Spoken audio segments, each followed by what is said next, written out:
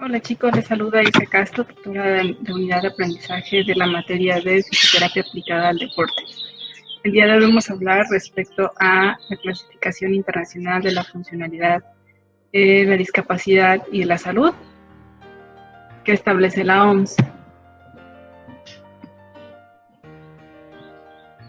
Bien, la clasificación internacional del funcionamiento, discapacidad y de la salud es una clasificación diseñada por la OMS junto con la CIE, que también es una clasificación, y son complementarias. Son dos clasificaciones que tienen como objetivo estandarizar la terminología médica, la terminología en cuanto a cómo podemos o cómo impactan, en este caso la clasificación internacional del funcionamiento, discapacidad y de la salud, se enfoca a ver cómo es que impacta en el individuo a partir de una enfermedad su funcionamiento, cómo se va a desenvolver a partir de una deficiencia a nivel físico, y tiene el firme objetivo de estandarizar términos, tanto a nivel nacional como a nivel mundial.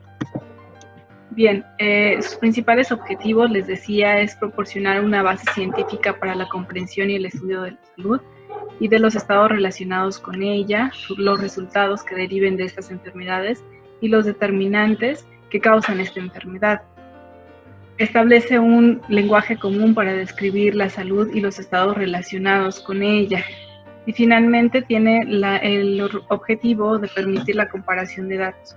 Una vez que se establece una clasificación y tenemos ya diferenciados algunos tipos de padecimientos a partir de esta clasificación, pues nosotros podemos medir, podemos saber cuántos enfermos tenemos, podemos saber cómo crear nuevas políticas, y justo en ese punto es donde se aplican los usos. Utilizamos la clasificación de la internacional de la funcionalidad para la estadística mediante encuestas y estudios de población o en sistemas de información, donde pretendemos saber cuántos enfermos de cierta patología tenemos.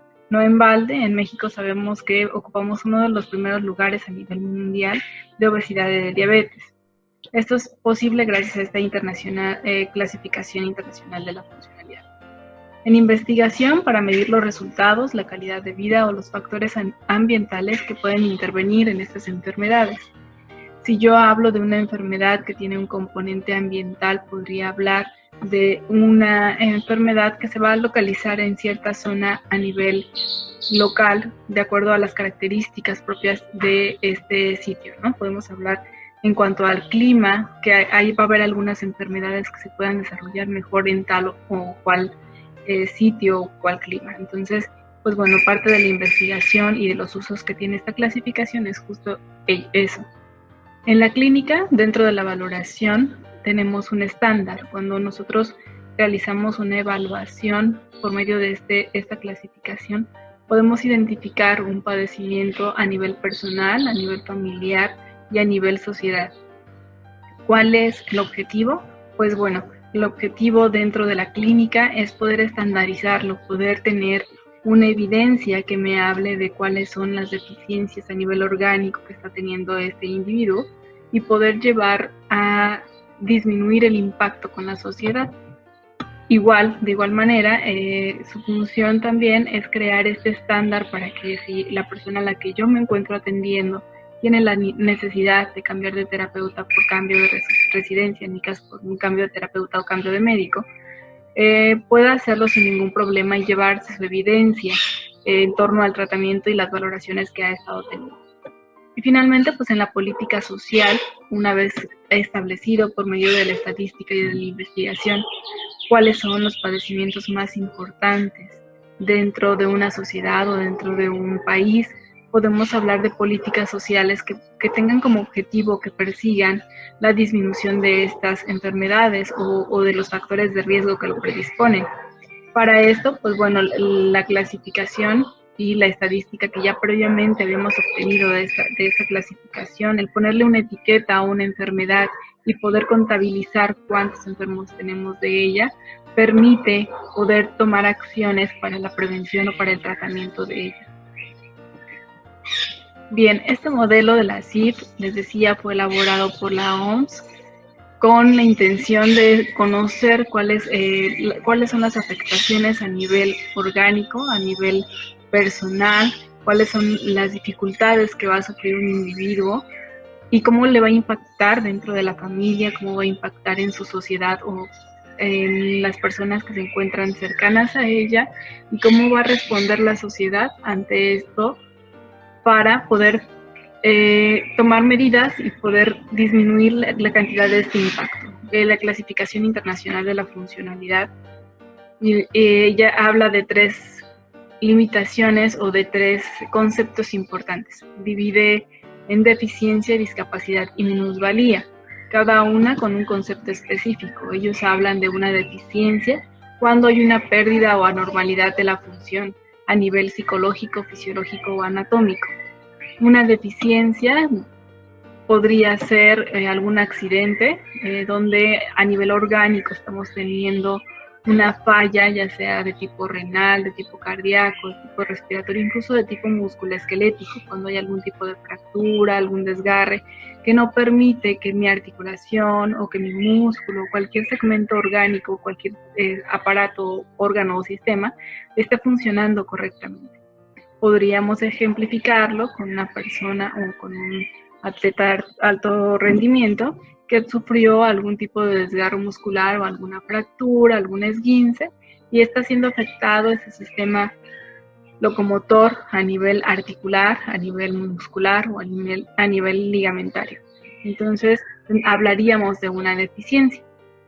La diferencia con una discapacidad es que la discapacidad es una restricción o una pérdida de una habilidad para desarrollar una acción o una actividad en la que se considera normal para las personas.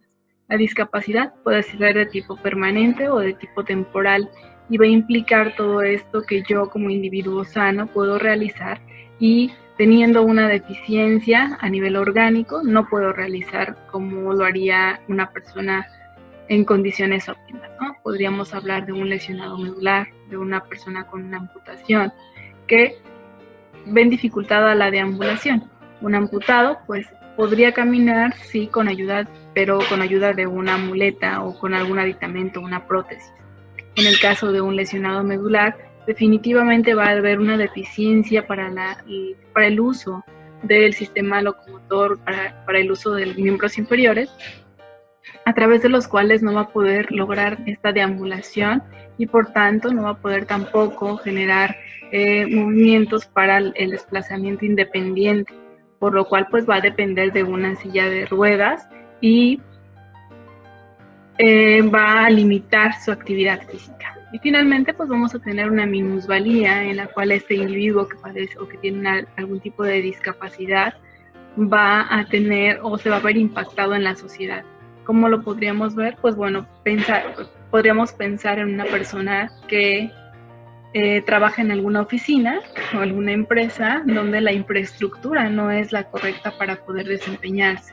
Pensemos en alguna persona que trabaja como ingeniero en sistemas o algún tipo de actividad en la que tenga que estar en alguna empresa o en algún edificio y tenga que utilizar una silla de ruedas de manera temporal. Esta persona pues no podría realizar sus actividades si la institución no tiene rampas o no tiene algún elevador para poderlo desplazar.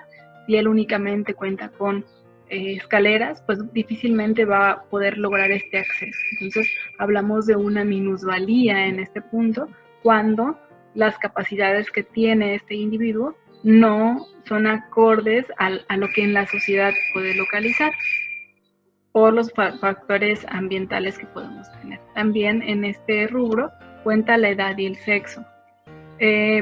Cuentan por las diferencias culturales que tenemos, de pronto este pensamiento de qué puedo hacer como mujer o qué podemos hacer como hombres también me limitan y me llevan a disminuir mi capacidad a nivel funcional. Bien, entonces de manera general, esta clasificación internacional de la funcionalidad, de la discapacidad y de la salud pretende estudiar los factores causales tanto de forma interna como de forma externa. De forma interna en torno a una enfermedad, ya sea por un trauma o por factores genéticos. Recuerden que también tenemos como factores genéticos algunas enfermedades como hipertensión, como diabetes, como cáncer, que pueden ya estar implícitos o pueden estar determinados por mi genética y de los cuales puedo padecer y tener algún tipo de discapacidad más adelante. También puedo tener el medio ambiente que puede generarme algún tipo de enfermedad y que me va a llevar definitivamente a tener algún tipo de deficiencia orgánica, una discapacidad para realizar algunas actividades y una minusvalía. La minusvalía en torno a las consecuencias individuales en las cuales no me puedo desenvolver como un individuo sano, consecuencias familiares, todo el impacto que genera el no poder desplazarme, el no poder realizar actividades.